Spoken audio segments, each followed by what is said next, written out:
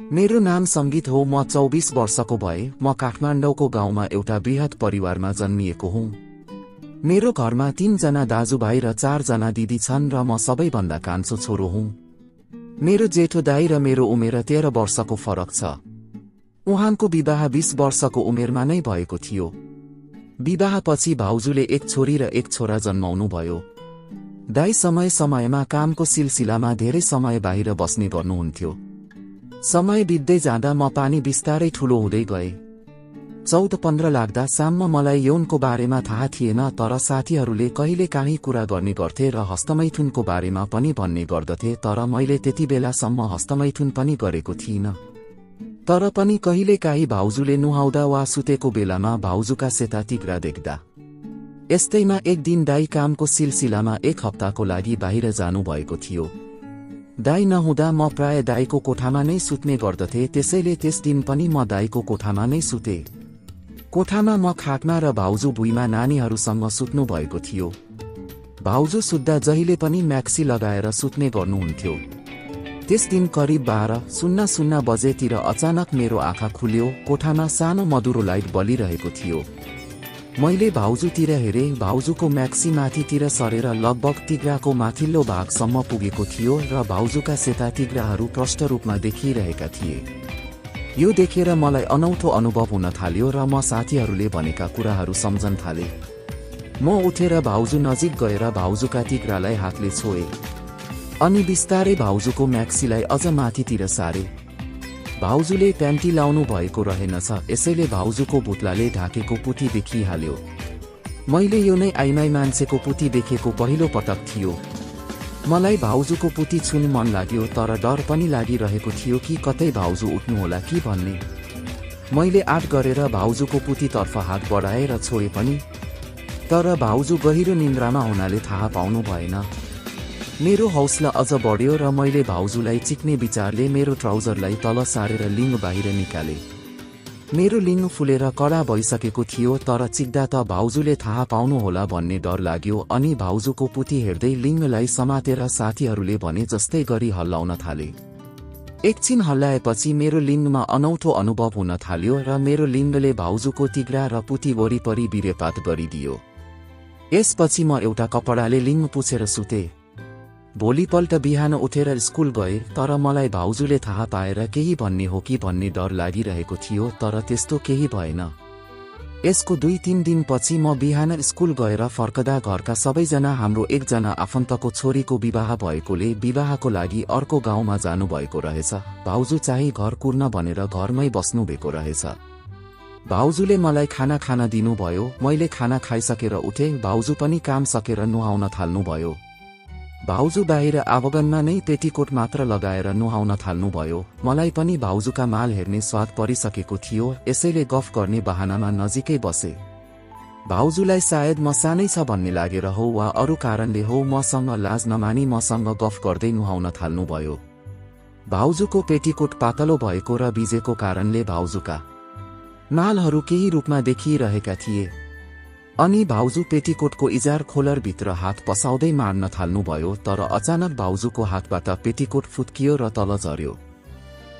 भाउजू मेरो अगाडि पूर्ण रूपमा नाङ्गो हुनुहुन्थ्यो। भाउजूलाई नाङ्गै देखेपछि मेरो लिङ्ग रन्किहाल्यो, तर म आफूलाई सम्हालिरहे। भाउजूले आतिदै पेटीकोटलाई माथि उठाएर आफ्नो नाङ्गो शरीर छोप्नुभयो अनि भाउजूले आफूलाई सम्हाल्दै हतार हतार नुहाइसकेर कपडा बदल्न थाल्नुभयो।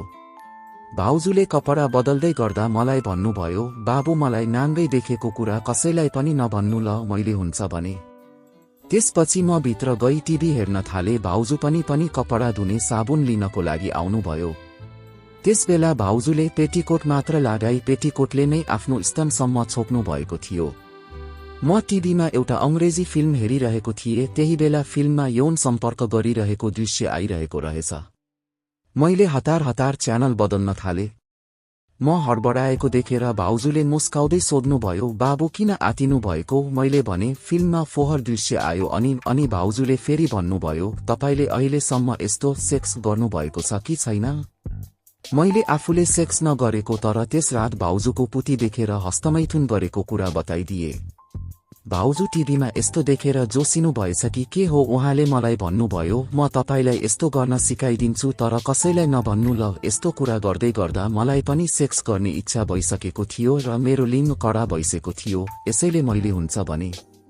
त्यसपछि भाउजूले खाटमा बसी मेरो ट्राउजर र पेन्टी तल सारेर मेरो लिङ्ग खेलाउन थाल्नुभयो र हाँस्दै भन्नुभयो, बाबु तपाईलाई केही थाहा नभए पनि यसलाई त सबै थाहा भइसकेछ त, यो त सेक्स गर्न तयार भएछ त। मेरो लिङ्ग पहिला नै ठन्किसकेको भाउजूले चलाएपछि रन्किएर कडा झन भयो। अनि भाउजू खाटमा उत्तानो परेर सुती आफ्नो पेटीकोटलाई माथितिर फर्काउनु भयो। भाउजूले भर्खर नुहाउनु भएकोले प्यान्टी पनि लगाउनु भएको थिएन, यसैले भाउजूको बाक्लो रौँले ढाकेको पुती देखिहाल्यो। भाउजूले मलाई उहाँको पुती खेलाउन भन्नुभयो अनि मैले ट्राउजर र पेन्टी फुकाली खाटमा चढेर भाउजूको पुती खेलाउन र पुतीभित्र औँला पसाउन थाले। एकछिन खेलाएपछि भाउजूको पुती रसाउन थाल्यो। त्यसपछि भाउजूले आफ्नो खुट्टा फट्याउँदै मलाई उहाँ माथि चढ्न भन्नुभयो। म भाउजू माथि चढे अनि भाउजूले मेरो लिङ्ग समाएर आफ्नो पुती च्यात्दै अलिकति पसाउनु भयो र मलाई भित्र घुसाउन भन्नुभयो। मैले लिङ्गलाई भित्रतिर ठेले तर छिरेन अनि अलि बल लगाएर ठेले। भाउजूको पुतीमा पानी आएर चिप्लो भइसकेकोले मेरो लिङ्ग एकैपटक भाउजूको पुतीभित्र पुग्यो। तब भाउजू चिच्याउनु भयो, अयास सस अनि भन्नुभयो, बिस्तारै गर्नुहोस् न बाबु, मेरो पुती नै च्यातिदिने विचार छ कि के हो। म डराउँदै लिङ्गलाई बाहिर निकाल्न खोजे तर भाउजूले मलाई भन्नुभयो, बाहिर ननिकाल्नुहोस्, अब भित्र बाहिर गर्नुछन् तर बिस्तारै गर्नुहोस् ल, तपाईको हतियार ठूलो रहेछ। म मेरो लिङ्गलाई भाउजूको पुतीको भित्र बाहिर गर्दै भाउजू माथि मच्चिन लागे। केही समय मच्चिएपछि मेरो लिङ्गमा अनौठो अनुभव हुन थाल्यो र मेरो लिङ्गले भाउजूको पुतीभित्र पिचकारी मारिदियो। अनि म एकछिन भाउजू माथि नै सुतिरहे। केही बेर पछि भाउजूले मलाई हटाउँदै भन्नुभयो, कस्तो लाग्यो त? मैले भने धेरै मजा भयो भाउजू, तर मलाई फेरि एकपटक गर्न मन लागिरहेछ। भाउजूले हाँस्दै ओहो बल्ल ठूलो हुन थाल्नु भएछ मेरो बाबु भन्दै मेरो लिङ्गलाई फेरि खेलाउन थाल्नुभयो। भाउजूले केही समय खेलाएपछि मेरो हतियार फेरि लड्नको लागि तयार भयो। अब भाउजूले मलाई उत्तानो परेर सुत्न भन्नुभयो अनि मेरो लिङ्ग समय आफ्नो पुतीमा छिराउँदै म माथि बस्नुभयो। भाउजूको पुती पहिलेदेखि नै चिप्लो भएकोले मेरो लिङ्ग सजिलै भित्र छिर्यो।